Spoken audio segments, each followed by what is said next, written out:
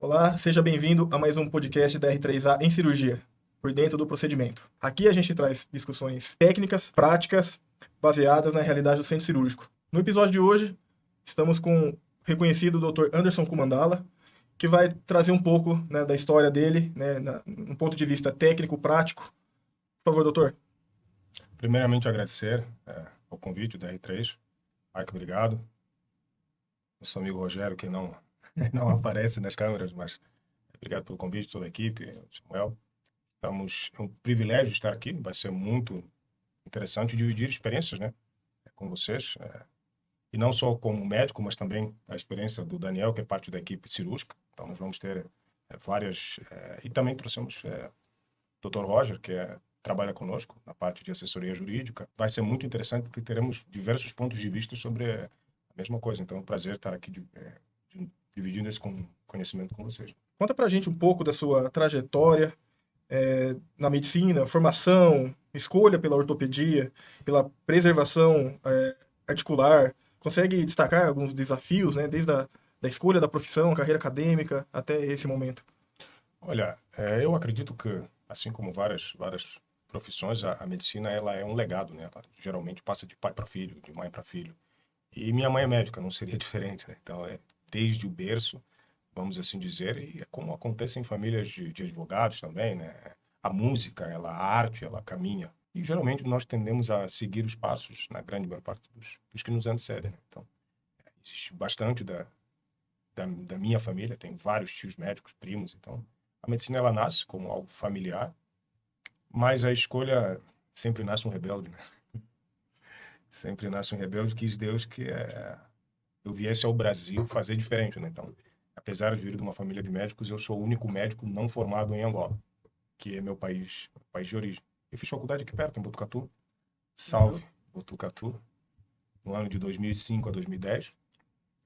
E eu me interessei por ortopedia por ser extremamente resolutivo. Eu acho que é uma das especialidades mais resolutivas que eu pude experimentar. É muito interessante. Fiz a residência na Santa Casa de Marília, também um serviço com mais de 40 anos de casa, né, de experiência, inclusive uma das residências mais antigas do Brasil. Sim, na figura de Dr. Hilário Maldonado, que Deus tem um grande mestre. A título de curiosidade, o CRM dele era 4.000, o meu era 130 e lá vai. Ele era um gênio, percussor da ortopedia brasileira, grandes nomes como o Dr. Sérgio Belucci, Dr. Roberto Mizubushi. Infelizmente, essa leva de grandes profissionais teve seu ciclo encerrado, né? Causas naturais. Eu aprendi bastante aqui no estado de São Paulo. Depois me mudei para o sul, eu fui descer mais um pouco. Fiz minha sub no Paraná, em Curitiba. Eu desci mais um pouco. E fazem 9 anos que eu moro definitivamente em Florianópolis, trabalhando com reparo articular, com preservação articular, que é uma nova tendência, eu acredito, dentro da ortopedia. Grande parte desses 10 anos o Daniel esteve comigo. Foi uma virada, justamente, se eu contar a história do primeiro... Primeira cirurgia. Primeiro teste cirúrgico. Eu tenho, para mim, o Daniel é meu braço direito, ele é peça importante nesse caminho da preservação articular, né? Porque a ortopedia ela sempre veio para substituir, era o velho modus operandi, era prótese. Depois ficou concentrado em fratura, os motoqueiros tomaram conta do planeta. E aí nós fomos para o caminho da preservação articular, que acabou virando um movimento, né, no estado. Muitos colegas seguiram atrás, viram que dá, principalmente na parte de quadril. Com a graça de Deus, eu estou onde eu queria estar e fazendo aquilo que eu mais gosto de fazer. E onde o caminho de vocês dois se cruzarem? Como foi, Daniel? Explica um pouco pra gente a sua trajetória e como encontrou essa personalidade médica, Dr. Kumandala. Então, primeiro agradecer, né, a oportunidade de estar aqui, participar desse momento que eu acho muito importante para a medicina, enfim, né, quebrando algumas barreiras e falando sobre assuntos pertinentes, né? Dr. Kumandala, 9 anos, um pouco mais talvez. Não pode entregar. Né? Ele me procurou, que, na verdade, uma necessidade, né? Eu sempre trabalhei como representante comercial de material ortopédico e tal. Como todo representante, a gente vai procurando, né, nossos clientes e, através de uma indicação, tem um médico novo na região e tal. eu acabei indo bater na porta do consultório dele, perguntando se podia apresentar material e tal. E ele, cara sensacional que é, né? Que quem conhece sabe. Me deu a oportunidade de estar junto. A gente foi fazer cirurgia em Santo Amaro, que é uma cidade um pouco mais afastada ali de Florianópolis, né?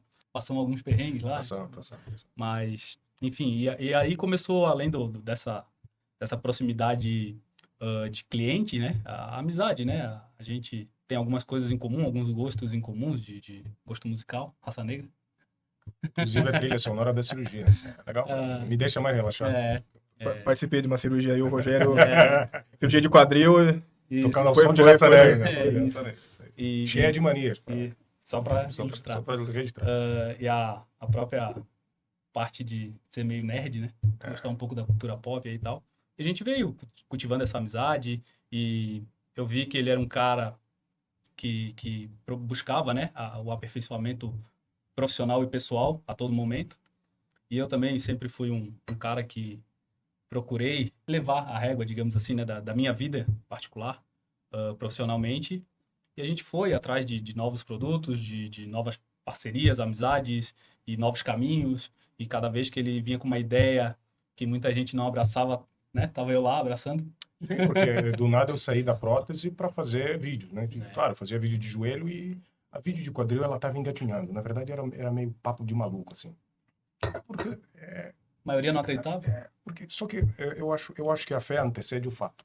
Acreditar antecede o fato. Penso que a construção de realidade começa no âmbito das ideias. Tudo que a gente vê, toca, pensa, já foi uma ideia, já esteve no campo das ideias. E só que as ideias, se não encontrarem pessoas que as executem, que as tornem táteis, né? Não saem do campo das ideias.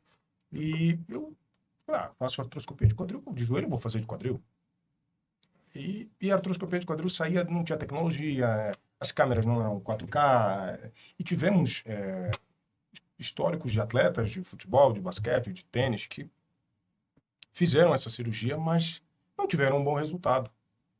Penso eu que não pela cirurgia em si, mas porque não dispunhamos naquele tempo de tecnologia suficiente para que aquela cirurgia tivesse o resultado que tem hoje. E aí, quando eu chego com a ideia de fazer a cirurgia artroscópica de quadril, aí o Daniel falou assim, tá, mas já fizeste quantos? Eu falei, nenhum. Eu lembro que ele fez assim, puta, lá vem ele de novo com essa ideia dele. Só que, para minha surpresa, isso que aparece o Daniel com uma caixa de papelão, ele levou uma torre de vídeo e falou, pô, doutor, trouxe aqui, vamos ver. E ele botou um quadril de plástico dentro da caixa de papelão, fizemos um furo e nós simulamos uma cirurgia. Então, a minha história, né, com a cirurgia artroscópica, com a cirurgia de preservação articular, especificamente do quadril, que é uma cirurgia difícil, não só de execução, mas tecnológica, mas, vamos assim dizer, tecnicamente difícil, nós começamos, assim, com a boa fé, a crença no Daniel, do Daniel em mim, e à medida que nós fomos treinando, ele foi vendo, encorajando. Eu lembro que viramos madrugadas, triangulando, testando e tentando controlar o shaver, porque é outra cirurgia, é outra mecânica, vamos assim dizer. Por exemplo, quando tu operas o quadril direito, quem dá o ponto é a mão direita, mas quando tu operas no quadril esquerdo, quem dá o ponto é a mão esquerda. E se o cirurgião não é ambidestro, se o material não ajuda, a ótica uma hora está numa mão, hora está na outra mão, muito difícil uma triangulação em 70 graus, assim, caótico. E aí nós fomos, eu posso dizer que eu tive a felicidade de ter alguém que acreditou que eu fosse conseguir vencer a barreira, porque as cirurgias eram... Que aí eu fui acompanhando outros médicos e eram cirurgias de... Enquanto a gente testava, né, esse modelo não vivo, né, eram cirurgias de 8 horas. Era uma coisa, assim, absurda, de dizer assim, cara, ninguém consegue fazer isso aí, não é possível aprender. Porque uma cirurgia extremamente difícil, onde as mãos não se mexem no mesmo...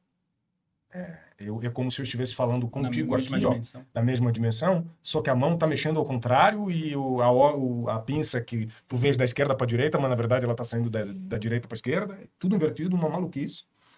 E o Daniel ficou lá, ó, dias e horas, até que, Deu certo. E a gente foi evoluindo devagar, até que nós fizemos a nossa primeira cirurgia efetiva, né, vamos assim dizer. Aí eu comecei a fazer outros cursos nos Estados Unidos, fizemos curso em cadáver, e aí foi. E hoje, com a graça de Deus e a tecnologia que temos, faz essa cirurgia em uma hora e pouquinho, algo que era impossível de fazer. Então, foi aprimorada a técnica. Eu lembro, eu acho que assisti um vídeo, o Rogério, tava com o Rogério, o celular do Rogério. A gente mandou o primeiro modelo, né? Você pegou um papelão, colocou um colchão dentro ali, uma Isso aí, espuma, um isso aí, PU, isso né? aí, isso aí. Tinha Aquela já era boneco, bem evoluída. O simulador. Aquele já era o melhor simulador Pois é, que a gente eu vi conseguiu ali, fazer. o doutor fez uma incisão, né? Isso, Abriu ali o canal de trabalho, né? Começou a fazer a sutura. Falei, caramba, Inclusive, pode gravar e registrar o primeiro simulador artroscópico de quadril criado por esta criatura que aqui nos fala, totalmente jambrado. Mas era um simulador, mas funcionou. Hoje existem simuladores, Roger, que são artificiais, eles são sintéticos, mas assim, a necessidade, a fé, a coragem, o ímpeto fez com que a gente desse um passo fora do nosso tempo que proporcionou que estivéssemos nesse momento aqui. E esse simulador que tu já viste já é a versão, nem sei. 3.0, eu acho. Não, 4.0. 4.0, já. Quarto modelo. Patenteado, hein? Patenteado. É, Legal, muito legal, muito legal. não, dá pra ver aí. Vocês têm tanta confiança que trouxe até um advogado pra vir conversar aqui no podcast. Harvey Specter, vai. vai. Conta um pouco, Roger, pra gente aí o motivo pelo qual você veio até São Carlos, né? Saiu de Florianópolis, acompanhou o doutor e o Daniel nessa visita que é a R3A. Conta um pouco da história, a trajetória que você veio junto com eles. Perfeito. Antes de mais nada, agradeço, né, o espaço que a R3 colocou à disposição. A minha história com o Dr. Gumandala e com o Daniel é bem recente, na verdade. E o que nos aproximou, na verdade, também é uma história interessante, porque eu conheci, na verdade, a gente começou a se relacionar, né? Se conheceu efetivamente porque o Dr. Gumandala me despejou da minha sala. Porra, não precisa... Corta. Então, eu tinha... Mas essa história é engraçada. Eu tinha o meu escritório no mesmo andar que o Dr. Gumandala tem a clínica dele. E ele, nessa necessidade de expandir a clínica, me questionou 1 ano atrás até. Da possibilidade de eu ceder a minha sala. Enfim, Batemos literalmente na tua porta. literalmente. Isso aí daí. Tá atrapalhando, pô. E nós ficamos conversando nessa situação. Eu disse, não, para mim não tem problema, enfim, né? O escritório de Florianópolis é uma subsede do meu escritório, eu usava muito pouco, que viajo bastante. Eu disse, não, a gente pode conversar assim, não é problema. Não serei eu que vou impedir o crescimento da tua empresa, né? Mas nessas conversas, enfim, a gente acabou se conhecendo melhor, enfim. Eu chamei, não, mas como é que está a tua clínica, né? Por que vocês trabalham, quais são as tuas necessidades? E eu vendi meu peixe também, né? E fui muito feliz, na verdade, nesse encontro, porque reconheci no Dr. Gumandala e no Daniel pessoas muito proativas e muito corretas, né? Com a vontade de empreender e com uma capacidade de empreender surpreendente, mas ao mesmo tempo com um respeito, né, às pessoas, respeito àquilo que eles fazem, com amor àquilo que eles fazem, né? E ao mesmo tempo nessa sinergia da vontade deles de fazer alguma coisa, mas de fazer de forma correta, de forma segura, é que eu entrei então nesse campo. Porque nenhuma empresa hoje que tem a intenção de crescer, que tem a intenção de ser uma empresa sólida, consegue fazer isso de forma segura. Porque a gente vive num país, na verdade, bastante complexo, né? A gente tem muitas regras, muitas empecilhos, né? E muitas cascas de banana, vamos dizer assim, né? É muito fácil assim, a empresa chegar num patamar e acabar perdendo, né, todo um trabalho em razão de algum detalhe, né, algum empecilho, enfim, que não conseguiu, no início do processo, fazer bem feito, se proteger, enfim. Então, dentro desse aspecto, eu trabalho com uma advocacia preventiva, em que a gente pensa, né, o negócio do cliente, o negócio do Daniel, do Gumandala, da forma mais segura possível, da forma mais limpa, né, da forma mais segura, mas ao mesmo não só para eles, mas também para aqueles que são parceiros, né, em relação aos clientes, em relação aos seus próprios colaboradores. Então a ideia é essa, né? Que a gente trabalhe sempre da forma mais segura para a empresa, né? Que eles consigam trabalhar, né, com a cabeça tranquila, né?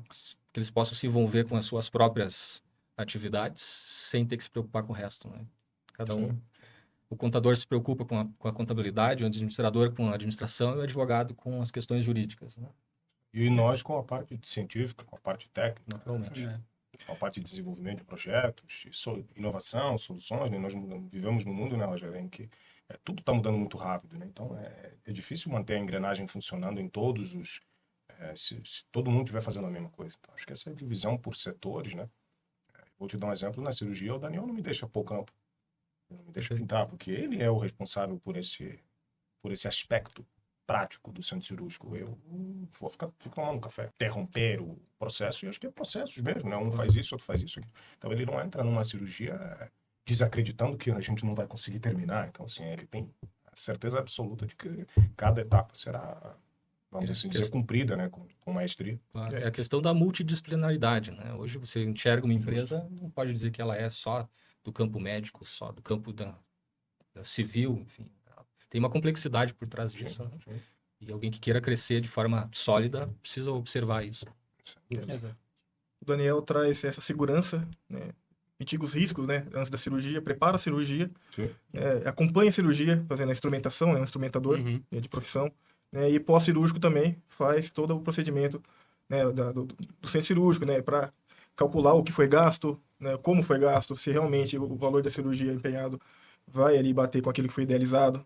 Essa é a sua tarefa também, né? É isso que eu faço no dia a dia cirúrgico, né? A gente faz a preparação para deixar a estrela maior brilhar.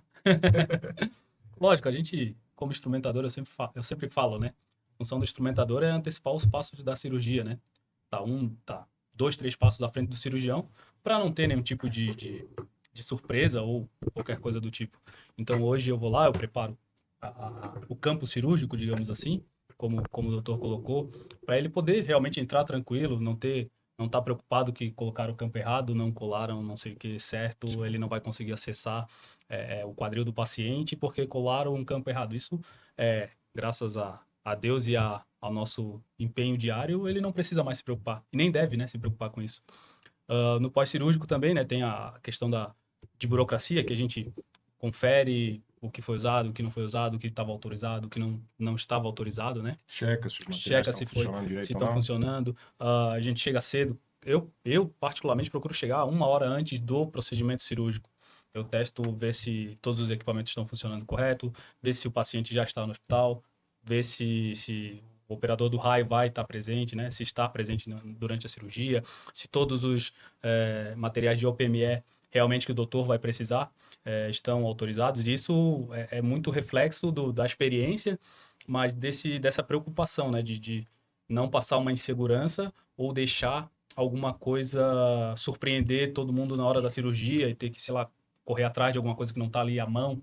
Então, Vou pegar esse gancho, Daniel. é praticamente E isso que a gente faz. Isso vale até para quem vai nos assistir, né? E seja paciente, seja médico, seja empresário, seja dono de empresa de OPME ou instrumentador, ou até uma pessoa leiga que vai assistir. A cirurgia, ela obedece um cronograma, ela obedece um planejamento, e a cirurgia, ela não é executada exclusivamente pelo cirurgião. Simples assim. Então, porque o principal não é a execução, mas a boa, tranquila, transparente execução do procedimento para uma boa e recuperação o mais plena possível do paciente, porque remove-se um cirurgião experiente do lado do instrumentador inexperiente, nós temos mais tempo cirúrgico, nós temos mais sangramento, nós temos mais taxa de infecção, nós temos mais complicações. E se ao invés de um instrumentador eu tiver 2, melhor ainda. E se ao invés de 2 eu tiver 3, melhor ainda, onde o Daniel, mais experiente, vai delegar alguma função específica para cada membro da equipe, uma multidisciplinaridade. Mas muitas das vezes os clientes, os pacientes, eles pensam no imaginário coletivo que o cirurgião opera sozinho. É impossível operar sozinho. Existem comandos, etapas, processos dentro de todo o fluxograma de tratamento e operacional no centro cirúrgico, de personagens que por vezes são invisíveis, como quando a gente vai no aeroporto. Não é o piloto do avião que leva a mala, que descarrega a mala, que dá ré no avião, que ilumina a placa. Existe todo um sistema complexo que nós, como passageiros, subimos no avião e achamos que é só subir no avião e tchau. Mas aí, quem etiquetou a bagagem, quem conferiu essa bagagem, quem conferiu a lateralidade? Não é incomum histórias de que operaram a perna errada, mas o cirurgião, ele não está ali sozinho. Ele tem a equipe, ele precisa da equipe, ele precisa de materiais adequados para isso. Não adianta ter habilidade manual. Se nós não tivermos um bom microfone, nós estaremos gravando esse podcast de extremíssima qualidade, né? Mas que se não tivéssemos uma câmera de boa qualidade, um bom microfone, uma boa iluminação, uma boa acústica, então tudo isso faz parte de um bom transcorrer cirúrgica. Eu penso que é multidisciplinar, multifatorial. Se me permite, Heitor. Assim como na aviação, usando a sua expressão, existe um protocolo, né, por trás, que define essas etapas, que obviamente vocês podem aperfeiçoar, mas que ele é pré-definido, Sim, né? sim. E ele que vai dizer da boa conduta e dos bons resultados, e conforme esse protocolo vai sendo aperfeiçoado, vai reduzindo o tempo, vai reduzindo os riscos. Justamente. Assim como na aviação, todo um sistema de protocolo vai reduzindo os riscos de dar acidente. Né? Justamente. Isso aí. Doutor Kumandala, na sua visão, como a ortopedia evoluiu nesses últimos anos, principalmente em relação às abordagens menos invasivas, né, como é o seu foco principal hoje, né, e a preservação ao invés da substituição, né, por prótese. Como você vê essa evolução? Olha, eu vejo com bons olhos. Vejo, particularmente, com olhos não mais futurísticos, mas olhos de que o futuro ele se constrói a partir do presente. Veja, nós tivemos no século passado uma medicina focada basicamente em doenças infecto-contagiosas. Essa era a base da medicina. Doenças tropicais, desenvolvimento de vacinas, antiparasitários, saneamento básico. Então, se olharmos para a década passada, para o século passado, tínhamos uma estrutura populacional de uma pirâmide de base larga e um topo estreito, onde nem 2% da população tinha mais de 80 anos.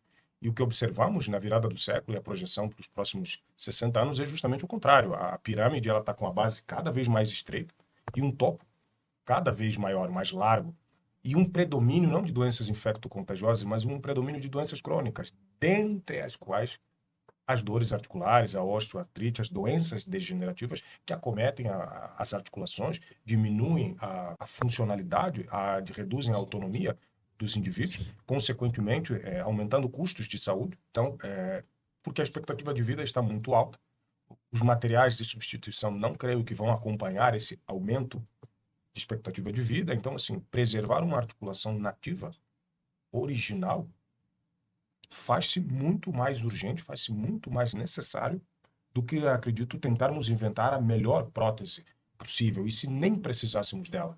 E se pudéssemos fazer alguns ajustes ao longo do tempo que nos permitissem preservar as articulações e, dessa forma, até interromper o ciclo ou retardar ao máximo possível a substituição da articulação, porque entendemos que o indivíduo vai viver mais tempo. O custo para o sistema de saúde ele é exponencial se nós formos somente pelo caminho da substituição articular. Então, graças a Deus, a ortopedia mudou o foco, entendeu que preservar é melhor do que substituir. Eu não vejo dúvida, né? Nós usamos isso em meio ambiente, assim, não adianta sair cortando árvore. Temos que preservar. Algumas vão precisar ser cortadas, sim, mas não todas. Então, a ortopedia ela vai para esse caminho.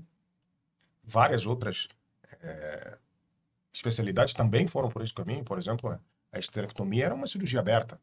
Hoje se faz endoscópica. Quase tudo está migrando para o minimamente invasivo. E isso faz com que o paciente que faz uma cirurgia preservadora fique menos tempo afastado, tome menos medicações, tenha um risco menor de complicações, tenha um risco menor de infecção, tenha um tempo de internação menor. Então, tem um tempo de afastamento laboral, que é uma coisa muito importante, porque vamos viver cada vez mais, vamos trabalhar cada vez mais tempo. Houve recentemente a reforma previdenciária, né, onde em algum futuro um cidadão de 60 anos, não muito longe, será um aposentado, não necessariamente, porque ele vai viver até 100 e pouco. Então, é necessário que uma articulação não seja substituída aos 40, porque não vai ter tecnologia, uma prótese de substituição articular que vai durar 60, 80 anos. É quase impossível. Então, eu acredito que essa área veio para ficar. E a indústria farmacêutica, a indústria de materiais, as empresas de tecnologia estão olhando para que essa realidade se torne cada vez mais concreta, né? mais palpável, vamos assim dizer. A qualidade de vida do indivíduo, do paciente, é diretamente proporcional, né, a isso tudo que você falou. Justamente, porque com uma articulação nativa, não há restrições sobre o que se pode ou não se pode fazer. Mas com uma articulação artificial, existem restrições. Tenho um cliente que ele me mandou uma mensagem no aeroporto que toda vez que ele passa no aeroporto, ele é revistado. Ele tem uma prótese, não adianta explicar. Toda vez, imagina o transtorno. Toda vez, o Roger viaja bastante, toda vez que tu passares na catraca vai ser revistado. Toda vez. Imagina o transtorno da pessoa. Mas esse paciente não teve o benefício de ter uma substituição articular, uma preservação. Acho que vamos conseguir preservar todas as articulações? Penso que não. Algumas vão precisar de substituição. Mas quanto menos formos para esse caminho, maior a qualidade de vida, maior a longevidade, maior a durabilidade da articulação que é nativa, né? Como você equilibra, né, a decisão entre continuar com um tratamento mais conservador e ser mais radical em colocar uma prótese? Como é que é feito esse raciocínio? Como é feito esse equilíbrio aí? Você consegue passar um pouquinho dessa sua visão para a gente, para quem está nos assistindo?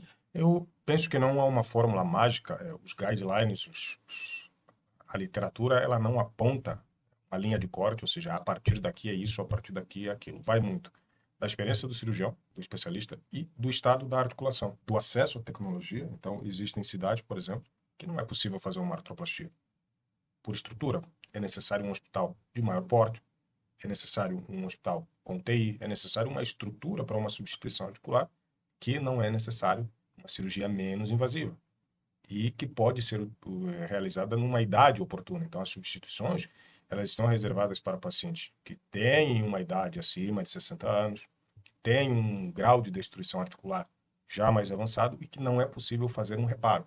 Eu vou falar para quem, de uma forma mais simples, é como se, ao invés de trocar o pneu porque furou, tu colocasse aquela tripinha de plástico. Assim, para que vai trocar o pneu? Remendo. Um remendo, é justamente isso. Assim, parece meio deselegante, mas às vezes soluções pequenas resolvem grandes problemas, assim, e soluções mais rápidas. Então eu penso que quando o paciente ele tem uma grande probabilidade de ter uma boa qualidade de vida, uma boa função da articulação, preservando a articulação, não vejo como necessário substituir a articulação. Então eu levo mais em conta a função da articulação, o estilo de vida do paciente, a idade do paciente, a demanda que ele vai ter, assim, para que ele vai fazer, qual é o dia a dia do paciente, para onde ele vai, ele é autônomo, não é autônomo, vive sozinho, tem cuidador, não tem cuidador, existem outros elementos no contexto que não necessariamente apenas o exame de imagem, que às vezes é o que confunde a maioria dos pacientes. Não é uma sentença de que se vá fazer uma prótese. Se necessário for, ela tem que trazer um benefício muito grande, porque é uma cirurgia de maior agressividade. Eu posso fazer uma pergunta bem de leigo? Fica à vontade. Dentro desse cenário, né? Quais que são as técnicas ou procedimentos que estão disponíveis hoje para fazer essa prevenção? Tá? O que está à disposição, né, do paciente, enfim, das pessoas hoje que estão se programando para viver 100 anos? Sim, essa é uma excelente pergunta, Roger, obrigado.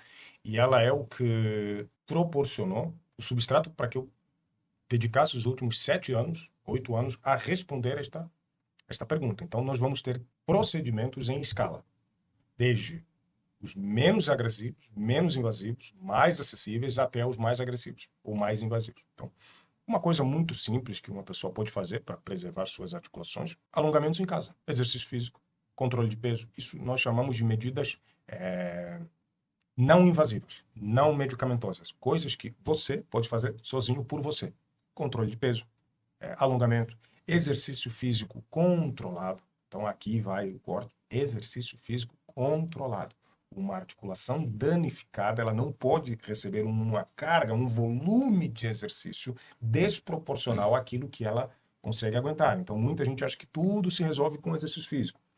Algumas lesões, elas devem ser ponderadas. Por vezes, não é o exercício, é o tipo de exercício. Por vezes, não é o agachamento, é o tipo de agachamento. Então, fora essas medidas, nós vamos ter medidas medicamentosas. Existem suplementos articulares que são chamados, classificados como condroprotetores. Existe muita inconsistência na literatura, mas os condroprotetores são suplementos articulares cujo uso continuo associado a estas medidas que eu acabei de mencionar vão funcionar. Então, não adianta tomar um colágeno no C2 e não perder peso.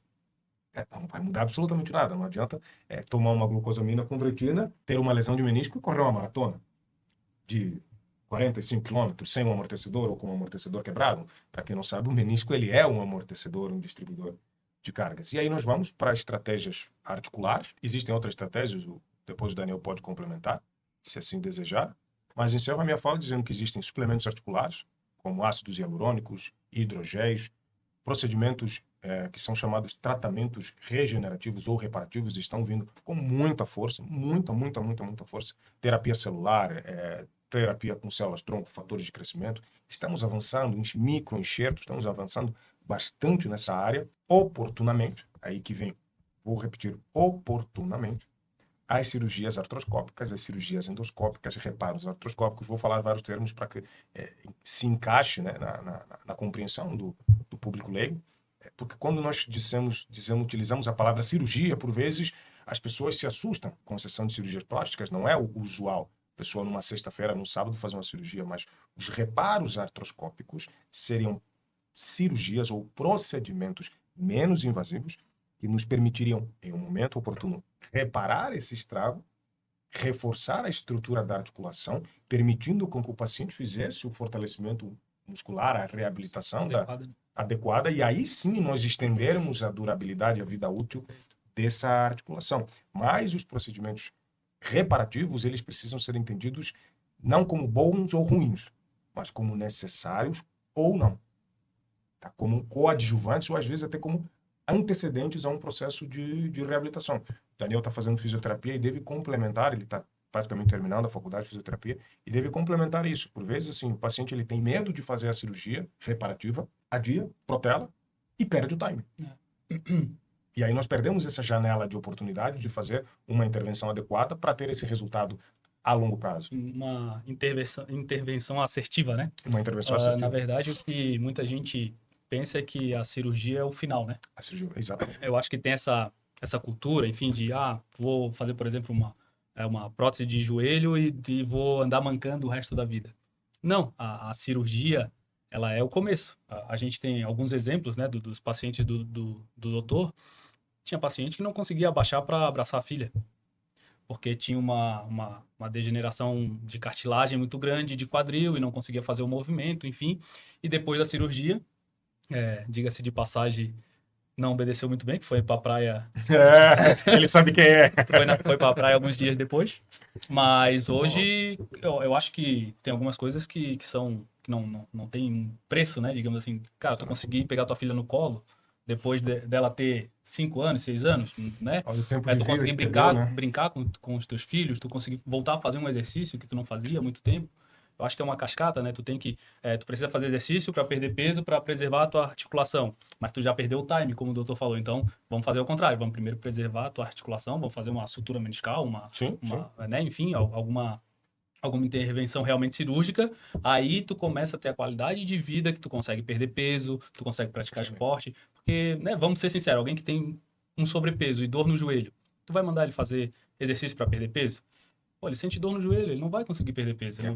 Ele não vai conseguir manter uma regularidade de uma academia, porque se ele vai um dia, no outro dia ele está com dor no joelho. E como a gente veio falando da evolução da medicina, né? Um exemplo muito claro, e como o Roger falou, a população está querendo viver até os 100 anos, né? Mas todo mundo quer viver até os 100 anos com qualidade. Ninguém quer viver até os 100 anos numa cama, numa cadeira de roda. Haja vista que, completando a tua linha de raciocínio, Daniel, e eu vou não dar a minha opinião, mas vou abrir aspas, a Organização Mundial da Saúde, ela define saúde. Existe uma definição para aquilo que consideramos saúde. E ela abre aspas, dizendo que saúde é o bem-estar, então, físico, mental, social, emocional e não meramente ausência de doença. Então, por vezes, nós tentamos olhar a saúde como a ausência de doença. Mas a saúde, ela não se refere à doença, mas sim a um bem-estar do indivíduo. Então, é possível você ter uma lesão e não necessariamente estar doente. Isso. Porque seu contexto social, seu contexto emocional, seu contexto familiar, ele é compatível com aquilo que consideramos bem-estar. Portanto, poderíamos resumir saúde em bem-estar. E não ausência de uma enfermidade. Então, saúde, por definição, não é a ausência de enfermidade, mas a presença de um bem-estar, que vai muito além do físico, vamos assim dizer. Porque o que ele falou, o paciente tem a dor no joelho, ele tenta emagrecer, ele não consegue, ele começa a ficar deprimido, ele começa a se auto-sabotar, ele desenvolve uma depressão, uma ansiedade, mas se retrocedermos o filme, o problema não era a ansiedade inicial, o problema era o joelho. Então, talvez se ele tivesse resolvido o joelho, primeiro, ele teria conseguido ir para a academia, que teria conseguido perder peso, que teria melhorado a autoestima, que teria feito com que ele conseguisse uma promoção no emprego, que automaticamente aí tu tens uma cascata de efeitos benéficos que passa por algo que despercebidamente a gente não considera. Então eu vejo muitos clientes desperdiçarem décadas de vida porque estavam com medo, assustados, receosos de fazer uma cirurgia. E falando no time, né? Sim, a gente entende que as pessoas conseguem perder o time de fazer uma intervenção, mas hoje com o avanço da medicina e tecnologia, essa janela, esse gap é maior. Porque antigamente, por exemplo, tu ia fazer uma cirurgia de joelho, tu tinha que fazer uma meniscectomia, não tinha outra solução. Tinha que tirar fora o menisco. Tu ia arrancar o teu menisco e isso ia começar a estragar a tua cartilagem, então ia acelerar a tua prótese. Hoje em dia, por mais que tu ficou, né, teve o medo, o receio, ou então até, a gente sabe, muita gente não consegue tirar um mês para fazer uma cirurgia e ficar sem trabalhar, enfim. Mas hoje tu consegue, olha, eu não fiz quando eu só tinha uma pequena lesão, mas eu consigo fazer agora porque a gente tem tecnologia para fazer uma sutura de menisco. Para associar uma terapia regenerativa, para ter uma fisioterapia diferente, de qualidade, com novos protocolos. Então, assim, nós não vamos resolver com uma bala de prata. Talvez precisemos de várias intervenções conjuntas e aí sim nós vamos ter essa resposta que acompanha a nossa longevidade, porque se não nos formos, vamos ficar de uma forma, eu diria, consideravelmente desconfortável. Assim. Quem cuidará de nós? Nós temos taxa de natalidade diminuindo, cada vez menos filhos, os filhos morando cada vez mais longe. A população mais idosa. Os idosos eles precisam ser autônomos, autossuficientes. A minha mãe, que vai assistir esse podcast, coitada, minha mãe mora em Angola, filho único. E aí? Ela tem que subir no avião. Até quando ela vai conseguir? Ela vai ter que ser autossuficiente o máximo de tempo possível. Então, assim, eu não vejo outro caminho a não ser a medicina olhar para o princípio. O princípio é a definição. E a definição de saúde é bem-estar. Falando especificamente de artroscopia, quais os principais desafios, né, que vocês encontram no intraoperatório, especificamente, e o que faz a diferença entre um instrumental de precisão de melhor qualidade, né, tecnológica, e que vocês rotineiramente possuem hoje no centro cirúrgico? Essa tua pergunta é sensacional e eu acho que ela é um dos motores, é sensacional, um dos melhores podcasts que eu já fiz. Fica aqui registrado, o pessoal está de parabéns. Eu espero que a gente colha muitos bons frutos, porque essa pergunta ela também é um cerne de um outro projeto que a gente tem, que é a Start Medical, que é uma startup de desenvolvimento de tecnologias com o objetivo de resolver esse tipo de problemas, com o objetivo de solucionar problemas que nós observamos em campo. Então, por vezes, a gente conversava isso minutos atrás, os dispositivos eles não são pensados na visão do cirurgião. Ele faltava um ajuste, né, de trajetória, como se o piloto do avião pudesse dar um pitaco no projeto. Então, pessoal, em vez de a gente dar um pitaco no projeto dos outros, vamos começar a fazer projetos que auxiliem as indústrias, que auxiliem as fábricas, que auxiliem outras empresas a facilitar a vida do cirurgião. Porque, por vezes, é claro, o cirurgião ele é um ser humano que tem um certo ego, vamos assim dizer. Difícil, me perdoem, mas é uma verdade. Claro, cada um de nós nasce com uma habilidade diferente. Eu não pedi para ser ambidestro. Também assim como eu não pedi para ter quase 1,90 de altura. Nós nascemos com facilidades e dificuldades, mas nesses 15 anos como cirurgião, percebi que algumas coisas podiam ser mais fáceis. Algumas etapas da cirurgia podiam ser mais simples, usando o teu exemplo de verde com verde, né? Poxa, vamos simplificar o processo, assim, porque tu precisa ter 3 etapas, se pode ter uma. A dificuldade é o cirurgião aprender a executar de uma forma mais objetiva. Falta, às vezes, objetividade na técnica cirúrgica. E essa objetividade passa na ortopedia, que é um tipo de cirurgia que não depende exclusivamente de habilidade manual, Roger. Às vezes eu preciso de um guia. Ou seja, eu tenho que passar um fio a 45 graus. Talvez eu consiga intuitivamente fazer um disparo a 45 graus, mas todos vão conseguir. Nós precisamos de guias. Porque nem todos cirurgiões têm essa capacidade, assim como nem todos são um Marcelinho Carioca.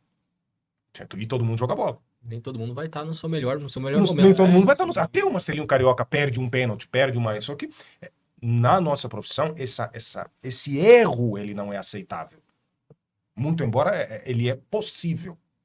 Mas quando ele ocorre, ele não é aceitável, ele passa a ser um erro, quando, na verdade, se olharmos objetivamente, não é possível um ser humano ter o mesmo desempenho todos os dias, independente. Então, suas palavras são geniais. Então, se tiver ali um médico no começo de carreira, não fique triste, as coisas melhoram, né? Eu vou falar para essa câmera. Vai melhorar. Eu já estive ali. Só que também nós precisamos de desenvolvimento de tecnologia, a criação de, não estratégias no mau sentido, de instrumentos que mitiguem essa probabilidade que equilibrem a equação. Então, termos esses dispositivos na ortopedia, temos instrumentais cirúrgicos, temos estabilizadores de ângulo, mantenedores de ângulo fixo, parafusos autorrosqueáveis, automasqueantes, brocas reversas, assim. Isso é fundamental para o transcorrer da cirurgia e para a diminuição dos riscos, melhora dos resultados, que é o que vai se refletir na melhora da qualidade de vida do paciente. Então, é fundamental que médicos e de uma forma ética, né, possam participar desse debate. Olha, a gente acha que poderia, né, ser mais leve o cabo, talvez mais pesado, talvez mais longo, talvez mais curto. Mais curvo, menos curvo. E eu acho que esse bate-papo que nós estamos fazendo aqui, tendo a oportunidade de estreitar, né, não só como médico, mas como um pesquisador, como um cientista, agora inverteu agora como pesquisador, como médico, como cientista, poder participar, deixar alguma coisa de legado para a humanidade, né? A gente procurar fazer com que essa melhoria alcance outras pessoas, né? Eu acho que os processos de reforma industrial fez isso. Se nós transformamos um processo que era praticamente artesanal, que dependia muito de habilidade, de resistência física, para automatizações. Então, hoje tu tem uma colheitadeira automática, tu não precisa subir na árvore para tirar o caju, tu não precisa descascar 600 para sair tirando os cabos de soja, tu tem a máquina que faz isso. Então, isso é fruto de trabalho, de pesquisa, de investimento. Então, assim, por mais que o Brasil seja um país em desenvolvimento, o que estamos fazendo aqui é de extrema relevância, de extrema importância para a sociedade. É um crescer, assim. E eu vou dar os parabéns de novo à iniciativa da R3A de nos convidar, não só como médico, mas como empresário também, que a gente possa realmente transformar as nossas ideias em melhoria na qualidade de vida das pessoas que precisam, né? Então, penso que temos um grande caminho pela frente, eu acredito. Essa abertura, né, essa possibilidade que você está nos dando, né, para a R3A, no caso, abria as portas do centro cirúrgico, né, trazer aquilo que você tem de dificuldade, né, trazer para a gente transformar isso em uma inovação em tecnologia, né, a gente devolve para você e para vocês, né, como previsibilidade, né, para ter segurança no final da cirurgia, né, paciência, aumenta a previsibilidade, aumenta as chances, né, daquilo dar certo. Vamos falar um pouco do projeto, né, que você veio para São Carlos, especificamente com parceria com a R3A. Pondera um pouco, fala um pouco sobre esse projeto, exatamente, né, o que ele proporciona, né, de facilidade para o ambiente cirúrgico, que a gente chama de Easy Pass, né, como o nome que vocês colocaram, né, o nome comercial que vocês colocaram para ganhar o mercado. Eu acho que... Obrigado pela pergunta. E o nome ele é justamente para isso, né? A ideia do Easy Pass é para facilitar, é realmente um facilitador. E ele nasce dessa necessidade, como cirurgião, não de ter dificuldade, de fazer as coisas de uma forma mais fácil, mais previsível, menos complicada, é um descomplicar. Então, o Easy Pass é um dispositivo de reparo articular que basicamente resolve 3 problemas. Ele melhora a técnica, ele reduz o tempo cirúrgico, consequentemente reduz as complicações, ele tem melhor ergonomia, ele desconsidera se o médico ele é destro ou canhoto, então ele se ajusta a ambos os lados. O apoio de vocês vamos conseguir produzir um material resistente, um material acessível, um material nacional, né, vamos assim dizer, que tem o DNA brasileiro. Então é uma mais-valia para a indústria, para o Brasil, né? Ele começa a se posicionar não apenas como um país produtor de commodities, mas como um país que produz ciência, um país que produz tecnologia. Então é um avanço. E ele se posiciona lado a lado com outras marcas internacionais que humildemente falando, não tem um desempenho, não vou dizer que o nosso é melhor, mas eu vou dizer que não tem um desempenho superior ou que o nosso deixa a desejar. Esse projeto que nós vamos proporcionar, se Deus quiser, a possibilidade de mais cirurgiões no Brasil terem acesso, né? Então, nós vamos poder realizar cirurgias garantindo mais segurança, menos complicação, em menos tempo cirúrgico, mais facilidade para o cirurgião que está começando. Então, assim, é justamente para que você comece já, não colecionando frustrações, mas que comece entendendo, poxa, que dá. Então, nós temos ali anos de um instrumentador que também olhou, não, doutor, e se fosse assim? Então, ele nasce desse, e se toda essa dificuldade que temos é porque isso aqui não funciona, porque o botão podia estar mais para a esquerda, mais para a direita, ou o aço deveria ser diferente, a resistência, a angulação. Então, o EasyPass, ele vem, eu diria, revolucionar a cirurgia artroscópica.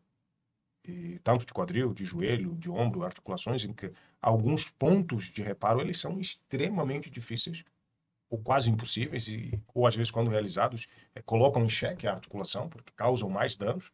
Então, é minimamente invasivo, uma taxa de cicatrização muito boa. Então, basicamente, nós pensamos na melhor forma de executar o procedimento no menor tempo possível. Acho que é isso que ele traz em síntese, né, Daniel? Quer acrescentar alguma coisa? Não, eu acho que todas as tuas palavras aí foram bem colocadas, né? O que o EasyPass ele é um compilado de... Anos, né? E não diria de frustração, mas de, cara, se não tivesse entortado, cara, se o botão fosse assim, ou, né, ou até como o doutor colocou, às vezes a gente tem outros equipamentos no mercado que causa mais lesão para dar fazer a sutura, dar o ponto, digamos assim, né? Ele causa mais lesão do que se não tivesse dado ponto. Então, ele vem com os ajustes que a gente fez junto com a R3 sobre a maneira que ele vai fazer a incisão para passar o fio e tal. É uma incisão mais limpa. Então, eu acho que tudo isso veio ajudar e agregar para fazer um suturador que, né, não puxando sardinha, mas eu acho que um dos melhores que vai ter no mercado e se tiver à disposição, como o doutor bem colocou, de cirurgiões que vem querendo fazer a cirurgia de quadril, vem querendo ampliar o portfólio cirúrgico, digamos assim, não desistir, porque a gente conhece a história de cirurgiões que tentaram fazer a cirurgia de vídeo de quadril, que não é uma cirurgia fácil. O cara tenta uma vez, não sai um resultado legal, tenta outra, também não sai legal, aí não tem à mão todas as ferramentas e dispositivos para ajudar ele a fazer uma cirurgia cada vez mais segura e mais fácil também. Então é para esse cara não desistir, é para esse cara saber, olha, tem um material que me ajuda, que a minha cirurgia vai ser cada vez melhor e mais rápida, né? Que como o pessoal diz, né? Quanto mais rápida a cirurgia não quer dizer que ela é melhor, mas se ela demorar muito é porque ela não é tão boa. Exatamente. Isso é sensacional, vale um corte. Exatamente. Mais rápido não necessariamente é melhor. Mas se demorou muito, é uma máxima do centro cirúrgico. Alguma coisa não está correndo bem. E aí é que entra... Aí eu te devolvo a pergunta. Não a pergunta, eu te devolvo a palavra dizendo o seguinte. É tão importante quanto desenvolvermos um projeto, pensarmos num projeto, numa solução, é achar alguém que possa produzir essa solução. Materializar, né? Materializar. Então, eu acho que a R3A ela se aproxima da Start no sentido de materializar, concretizar esse... E, para isso, nós precisamos de empresa, e aí, a César o que é de César, e a humildade tem horário e lugar. É necessário que empresas capacitadas, que empresas, indústrias, né, fábricas com know-how, estejam dispostas a botar a mão na massa e fazer um produto bom acontecer, porque não adianta ele ser bom, não adianta você ter um bom cirurgião se ninguém se dispõe a construir uma mesa. Então, nós estamos sentados aqui com esse microfone porque alguém, uma fábrica idônea, fez as peças, os componentes. Então, eu acho que o Brasil ele precisa sair, Roger, dessa comoditização. A gente precisa começar a produzir, e eu posso dizer o Brasil precisa porque eu moro aqui há 21 anos, Roger. Eu moro mais tempo aqui do que eu morei no meu país de origem. Meus filhos são brasileiros, então é do meu interesse que o Brasil ele evolua, ele vai evoluir, só pode evoluir. Consciência, tecnologia, industrialização, é inevitável, né? Eu não vejo outro caminho. E com segurança jurídica. Então, parabéns a todos nós que estamos envolvidos objetivamente em fazer algo concreto para o bem da sociedade que a gente vive. Porque se eu fosse ser operado, eu queria que fosse usado o melhor suturador. Assim. Vocês que me desculpem. Qual que tu quer? Eu quero o que tem de melhor. Ponto.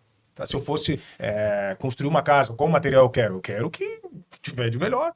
Então, nada mais justo de que termos também, aí eu te devolvo a palavra no sentido de que vocês se mostraram uma fabricante que pudesse atender às nossas demandas do centro cirúrgico, né, nossas demandas práticas. Eu queria até ratificar essas congratulações. Primeiro a Start, né, pela competência, enfim, pelo esse olhar, né, de achar, diante de uma dificuldade, né, achar soluções não só para si, né, mas para colocar isso à disposição, né, dos demais pares. Mas, assim, com relação à R3, nesse cenário brasileiro que é tão difícil, né, você manter uma empresa, né, especialmente na área industrial, né, que é tão complexa, conseguir, né, inovar, conseguir se manter no mercado de uma forma tão sólida.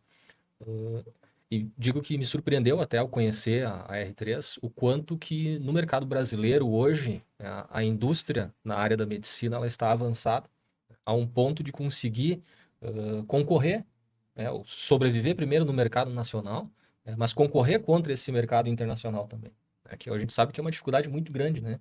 Exige da empresa uma expertise, né, tanto de achar fornecedores, de conseguir produzir cada vez mais no nosso país e depender cada vez menos de fornecedores externos, de uma forma que torne o produto mais barato aqui para nós, né, que consiga entregar bons equipamentos para o nosso mercado, né, que consigam estar par a par com equipamentos importados e, ao mesmo tempo, né, que possibilita que o Dr. Kumandala aqui, que o Daniel possam dar mais qualidade de vida para as pessoas.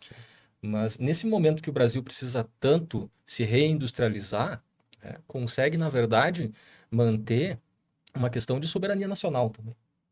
Porque quanto mais a nossa indústria for forte, menos a gente vai estar sujeito, né, a questões internacionais. O dólar aumentou, o petróleo foi às alturas, enfim. Quanto mais o Brasil conseguir se industrializar e sair dessa comoditização, Justamente. nós seremos um país com certeza mais sólido. Justamente, eu venho ao Brasil, faço das suas palavras as minhas, Roger, eu venho ao Brasil em busca de conhecimento, eu não vim buscar commodities. Então, sim, o Brasil tem universidades de extrema qualidade. Eu vim ao Brasil no ano de 2005, e o Brasil tinha entre as 100 universidades do mundo, entre as 100 melhores, o Brasil tinha 4. Das de língua portuguesa, o Brasil tinha 4. E tinham 8 das melhores. Então, de língua portuguesa, o Brasil tinha 4. Então, é fundamental que a ciência, a tecnologia, a industrialização andem lado a lado. Porque não ficamos para trás.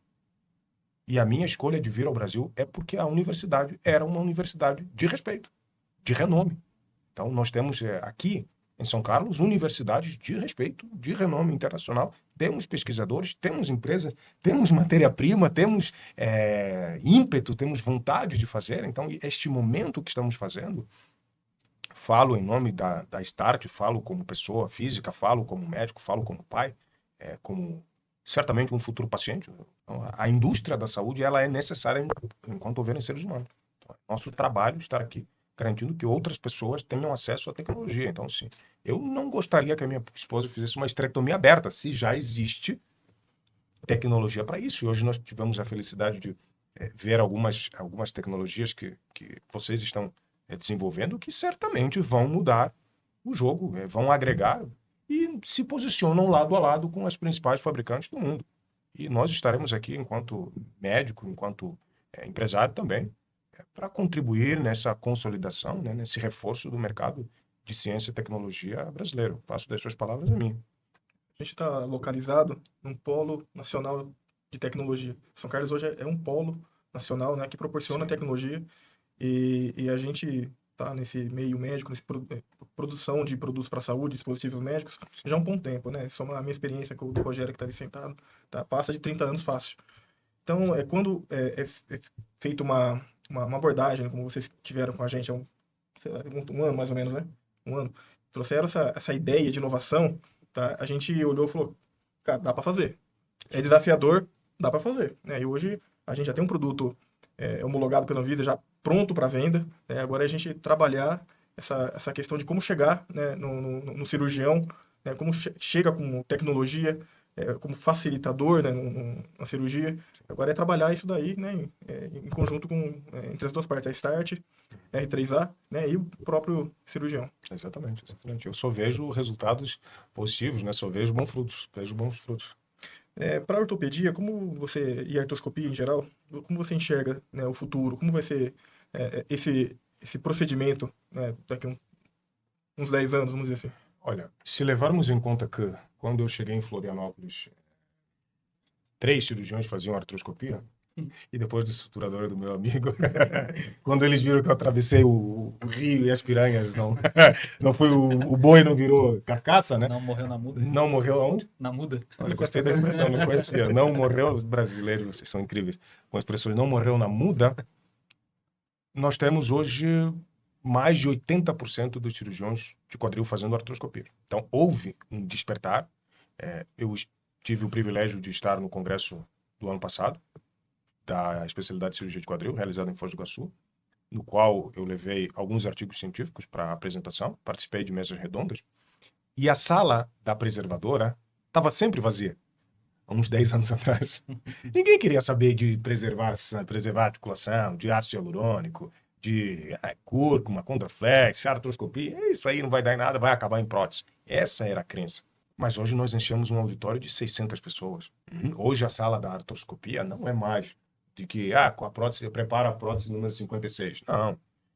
Nós estamos avançando. Eu estive de novo em Salvador, no Congresso Brasileiro de Ortopedia Geral, e tive a bênção, a graça de poder apresentar o meu trabalho dentro da preservação articular, com resultados expressivos, assim, com follow-up, um segmento de mais de 24 meses, e pacientes evoluindo muito bem, retornando ao esporte, retornando à qualidade de vida. Então, eu vejo que cada vez mais a preservação tende a ocupar o espaço e as substituições tendem a caminhar no sentido oposto. Então, penso que ela não é mais uma possibilidade. Eu acredito que já é uma realidade crescente. O número de médicos aumentou exponencialmente. O número de faculdades aumentou. Então, a necessidade hoje, nós temos pessoas de 60 anos correndo. Florianópolis é a capital do esporte. Assim, 3 horas da manhã tem algum maluco correndo na rua. Não sei por quê, mas... Na rua, na praia? Sempre tem alguém chovendo, assim, vento sul, caindo telhado, mas assim, isso é uma realidade. Então, hoje, ontem nós vimos à noite também, né, alguém correndo aqui, assim. Vamos ter pessoas cada vez mais ativas e a tendência é que a ortopedia acompanhe. Isso já aconteceu em outras áreas, por exemplo. Lembro a última vez que eu vi alguém fazendo gesso. Verdade, né? Cada vez mais raro. E o gesso já dominou a ortopedia por séculos.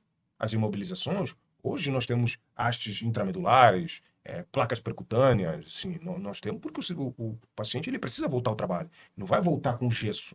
Mas se fizermos uma cirurgia minimamente invasiva, ele volta mais rápido. Para as empresas é ótimo, Roger. É menos tempo de afastamento. Para o governo é ótimo. É menos gente no INSS, menos gente afastada. É mais gente trabalhando, é a economia se mexendo, é o dinheiro circulando. Então, eu acredito que uma sociedade mais ativa empurra a ciência no mesmo sentido. Tornar as pessoas mais ativas. Então, eu acho que o nosso futuro em 10 anos é nós triplicarmos o número de artroscopias, sendo o quadril uma articulação vital. Desafio você em casa a descobrir uma coisa que se faz, além de coçar a orelha, sem quadril. Para praticamente tudo precisa de quadril. Senhorinha que está em casa lavando roupa, lavando louça, Precisa do quadril. Precisa do quadril. Vai levantar da cadeira, tu precisa do quadril. Vai sentar na cadeira, tu precisa do quadril. Tu vai entrar no carro, tu precisa do quadril. Tu vai subir a escada, tu precisa do quadril. Eu costumo fazer um seguinte exemplo na minha prática clínica. Se eu lhe removesse um braço, sua vida continuaria. Você se adaptaria. Se eu lhe removesse um braço de um lado e uma perna do mesmo lado, abaixo do joelho ou acima do joelho, a sua vida também continuaria. Usaríamos uma órtese, daquelas de correr. Existem pessoas que têm hemimelia. Essa é uma condição em que a pessoa já nasce sem, e essa pessoa se adapta. Se eu lhe remover os 2 braços e as 2 pernas, tu ainda te adaptas. Mas se eu te tirar um quadril, tá inválido. O impacto na tua vida é muito maior do que se você não tivesse o membro inteiro. Porque tu não consegue fazer a higiene pessoal. Então, muitos idosos estão acamados e na hora de fazer a higiene do idoso é muito difícil. Vestir-se. Como é que tu coloca uma calça?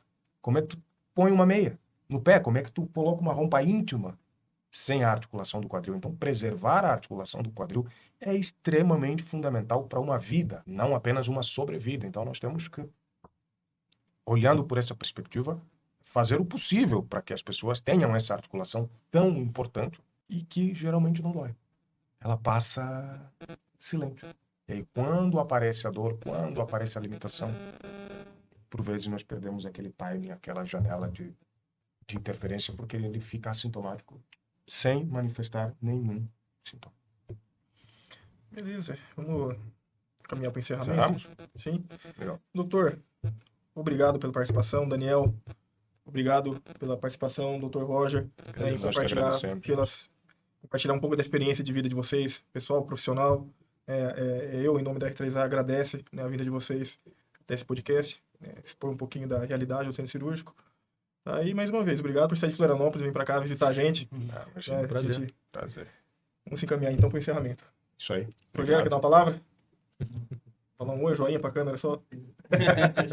Peça fundamental ficou de fora. Isso aí. Ele é o Alfred. É, Beleza, isso aí. Beleza, parabéns, obrigado aí, foi sensacional. legal mesmo. Nossa. Legal pra caramba. Que...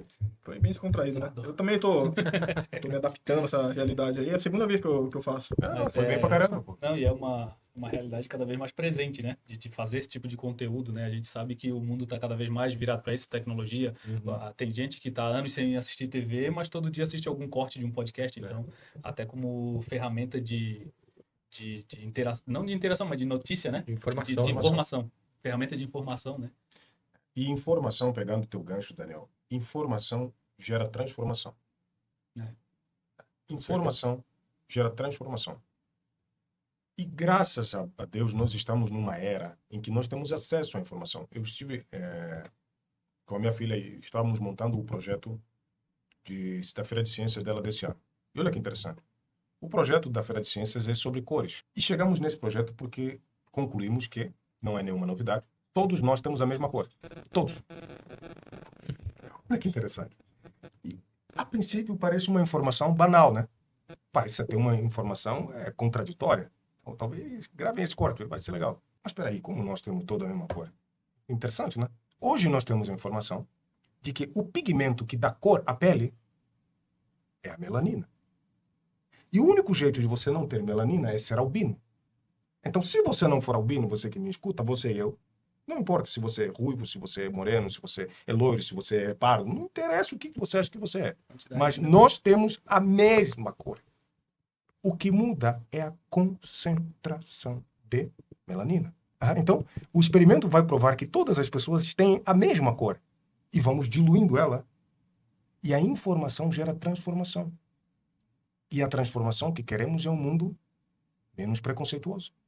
Porque no passado não havia informação sobre a cor, sobre a existência da melanina, mas se hoje temos a informação que existe a melanina, temos o gene da melanina, separamos a molécula da melanina, sabemos que a ausência da melanina gera albinismo, então como ainda estamos travados no conceito de que temos cores diferentes, quando na verdade não temos? Isto não é uma conversa política, isto é um fato. Isto não é uma militância ideológica. Assim, desliga, pode cortar, sai fora. Não tem nada de ideológico neste raciocínio, a não ser uma transformação de informação em conhecimento. Visão técnica, né? É uma visão técnica. Eu só peguei a informação, organizei, transformei essa informação em conhecimento, e o conhecimento é uma informação organizada que gera transformação. Informação sem conhecimento, sem organização é ruído. Nossa era da informação que gera transformação é que gera mudança. Então, esse momento de podcast é sensacional, porque alguém, em alguma hora, em algum momento, vai assistir algum corte, um fragmento dessas ideias que aqui foram, desse conhecimento que foi dividido, e pode, poxa, nunca pensei por ali, poxa, pode começar uma transformação na vida dessa pessoa. Seja em qual parte da conversa a gente ele cair. Um bate-papo, uma conversa bem séria. Então, assim, alguém vai tirar proveito, Justo. Né, de alguma coisa vai fazer, vai influenciar alguém de alguma forma. Então, assistam o podcast.